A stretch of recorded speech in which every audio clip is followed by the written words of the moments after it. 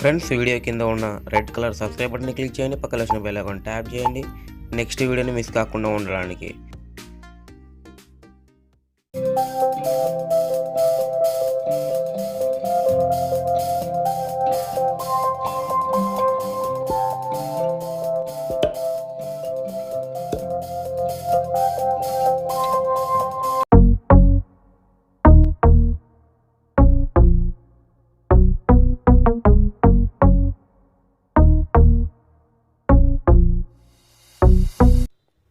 Friends, ఇప్పుడు మనము ఏదైతే మనము వాట్సాప్లో వీడియో పంపించాలనుకుంటున్నామో ఆ వీడియోకి సంబంధించిన ప్రాపర్టీస్ ఓపెన్ చేసి మనము దాని సైజ్ అయితే ముందు తెలుసుకోవాలి.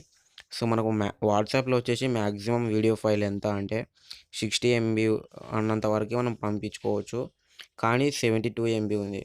72 MB ఉన్నదాన్ని కూడా మనం ఎలా పంపించుకోవాలి, దానికన్నా ఎక్కువ ఉంటే కూడా ఎలా పంపించుకోవాలని మనం చూద్దాము. అంతకంటే ముందు నేను ఏం చేస్తానంటే దాన్ని ఒకసారి సెండ్ చేసి చూపిస్తాను చూడండి. ఓకే, అది మా ఫ్రెండ్కి అయితే పంపించి చూపిస్తాను.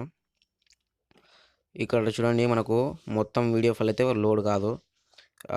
ఓన్లీ మనకు 17 MB లేదా 20 MB ఇంత బిట్ మాత్రమే మనకు పోవడం జరుగుతుంది.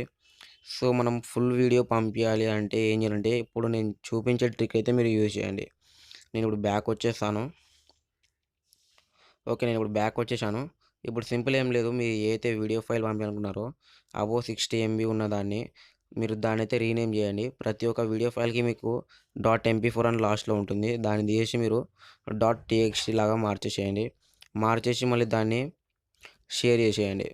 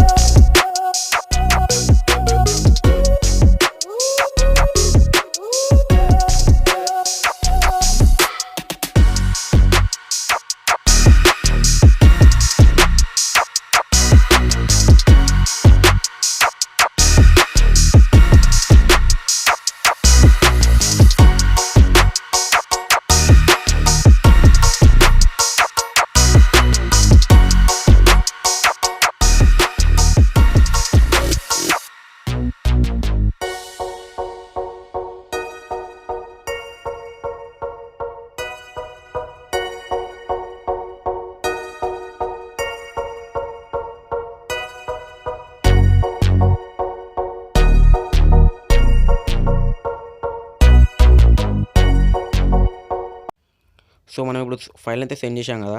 రిసీవ్ అయిన మొబైల్లో మనం ఏం చేయాల్సిన అవసరం లేదు. సింపుల్గా మనం వాట్సాప్ ఫోల్డర్లోకి వెళ్ళిపోయి నెక్స్ట్ మీడియాలోకి వెళ్ళిపోయి వాట్సాప్ వీడియోలోకి వెళ్ళిపోయి నెక్స్ట్ రిసీవ్డ్ వీడియోలోకి వెళ్ళిపోయి .txt ఉన్నదాన్ని .mp4 లాగా కన్వర్ట్ చేసుకుంటే అయిపోతుంది.